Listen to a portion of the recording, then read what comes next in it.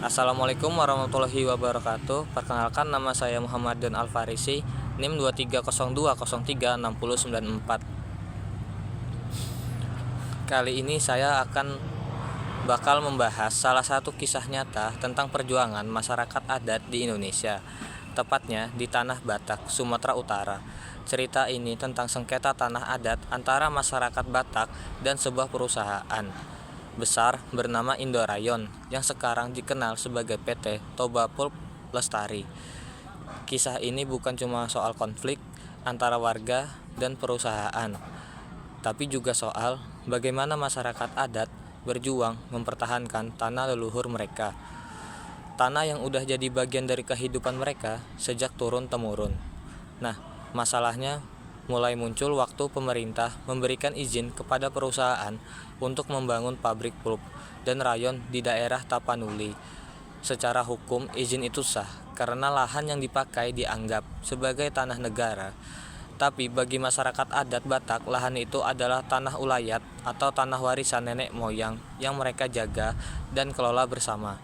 Disinilah letak akar masalahnya. Sistem hukum negara mengakui kepemilikan tanah lewat sertifikat, sementara masyarakat adat mengandalkan pengakuan turun-temurun dan adat istiadat. Karena nggak punya bukti hukum resmi, masyarakat dianggap nggak punya hak atas tanah itu, padahal mereka sudah tinggal di sana sejak lama. Jauh sebelum perusahaan itu ada, tahun 1988 jadi awal mula konflik besar itu pecah. Di desa Sugapa, warga mulai menolak ketika perusahaan ingin membuka lahan mereka untuk dijadikan kebun. Banyak warga yang merasa ditipu karena tanah mereka dijual tanpa persetujuan.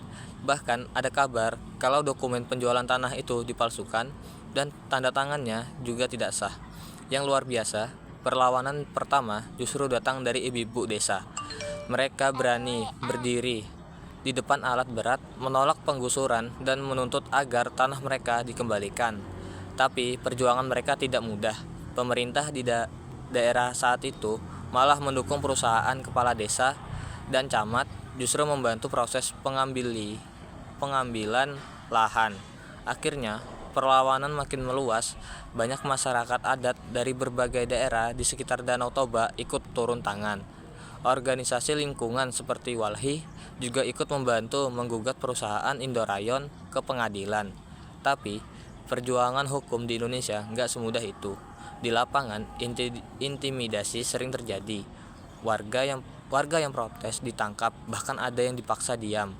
Sampai akhirnya tragedi besar terjadi. Pada 21 Juni tahun 2000, warga menghadang truk-truk perusahaan yang mau masuk ke area mereka. Aksi itu berujung bentrokan dan salah satu pelajar bernama Hermanto Sitorus tewas. Banyak warga lainnya luka-luka dan ditangkap.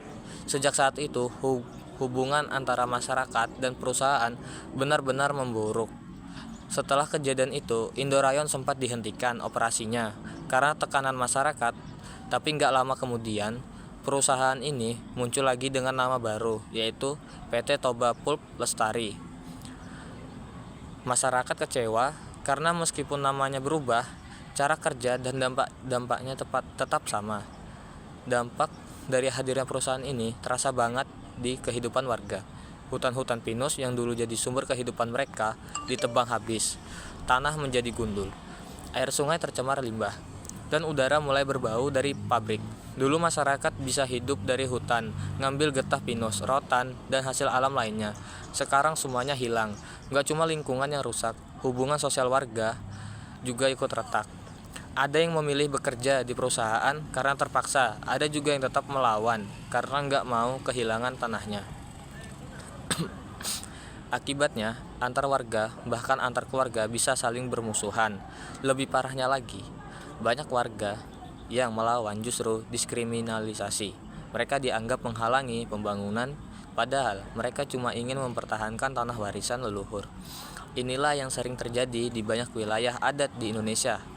Masyarakat yang menjaga hutan malah dianggap pengganggu, sementara yang merusak justru dilindungi.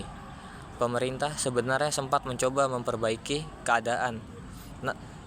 Tahun 1999, keluar Peraturan Menteri Agraria Nomor 5 tentang hak ulayat masyarakat adat.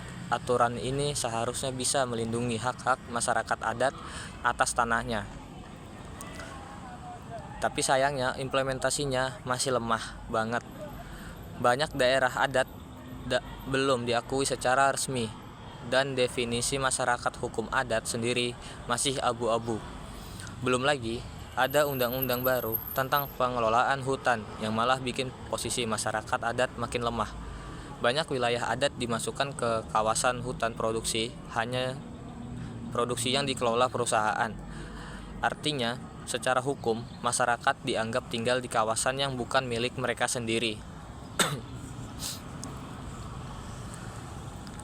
Di sisi lain, perusahaan seperti TPL tetap berjalan dengan dukungan kuat dari pemerintah. Mereka mengklaim bahwa kegiatan mereka legal dan ramah lingkungan, tapi di lingkungan masyarakat justru melihat kerusakan yang semakin parah. Tapi meskipun berat, masyarakat adat Batak enggak menyerah. Mereka terus memperjuangkan haknya lewat aksi damai, advokasi, dan dukungan dari berbagai lembaga. Mereka sadar perjuangan ini bukan cuma soal tanah, tapi juga soal harga diri, budaya, dan keberlangsungan hidup generasi mereka ke depan. Kalau kita pikir-pikir, solusi dari konflik seperti ini sebenarnya nggak cuma tentang hukum, tapi juga soal niat baik dan keadilan sosial. Pemerintah perlu mempercepat pengakuan wilayah adat secara resmi, supaya masyarakat punya dasar hukum yang kuat.